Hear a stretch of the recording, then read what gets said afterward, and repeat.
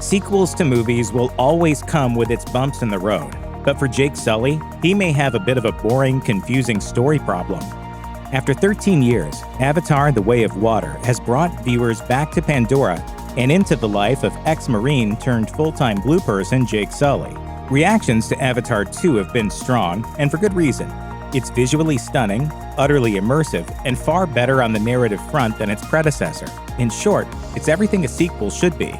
Given how much cutting-edge technology James Cameron brought to bear for the film, it should be no surprise that The Way of Water looks stunning and unlike any other film ever made before. By leaping into the future and giving Jake and Neytiri a whole family to look out for, Avatar 2 adds several meaningful layers to the narrative. The result is a relatively simple but emotionally affecting story about parenthood, growing up, and protecting the things you love. Unfortunately, The Way of Water is still built on the shaky foundation that is the original movie. And I was hoping for some sort of tactical plan that didn't involve martyrdom. This doesn't hurt the film too badly when it's focused on new characters or big cinematic set pieces, but it becomes glaringly obvious whenever Jake is back in the spotlight. While the reformed jarhead is markedly better in the sequel, he can't escape the problems of his past. Despite its best efforts, Avatar: The Way of Water can't shake its predecessor's Jake Sully problem. The sad fact is that Jake Sully is a terrible protagonist, and barely half a character. In the original Avatar, Sam Worthington does his best to bring some life and charm to the ex-Marine, but the material he's given to work with is just pitiful. For those who haven't seen the movie since its original release in 2009, let's do a little recap of Jake's character arc. Paraplegic ex-Marine Jake Sully arrives on Pandora to take the place of his scientist twin brother, whose avatar was fully completed before his untimely death. Jake is given the opportunity to learn the ways of the Na'vi, but he's actually spying on them for the Resources Development Administration.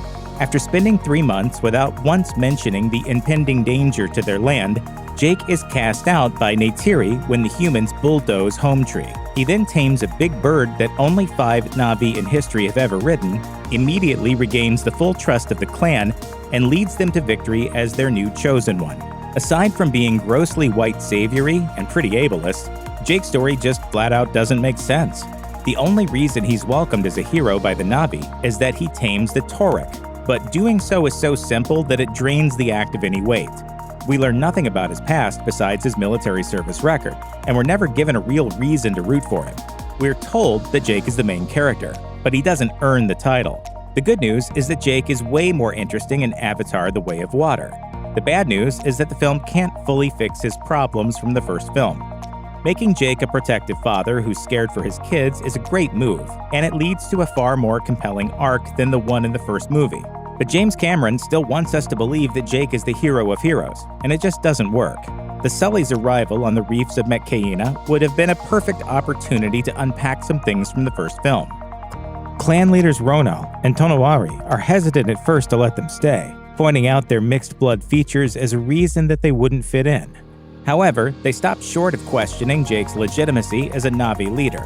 It would make sense for Ronal to ask some questions like, why are so many Na'vi following this guy? Didn't he just lie to us for 3 months and then ride a giant bird? But posing those questions would be putting all of Avatar into question, which is something Cameron clearly isn't willing to do. Granted, it's been nearly 2 decades of Jake proving himself, but Tonowari would still be right to remain suspicious of Jake's origins. Yes, Jake humbles himself a bit and becomes more vulnerable in Avatar 2, but it's not enough to redeem his character. He still refers to himself as a dumb grunt, so why is he received like a legendary leader? Maybe Cameron just can't let go of the heroic Space Marine myth. But given how outright evil the RDA is, that message is confused at best.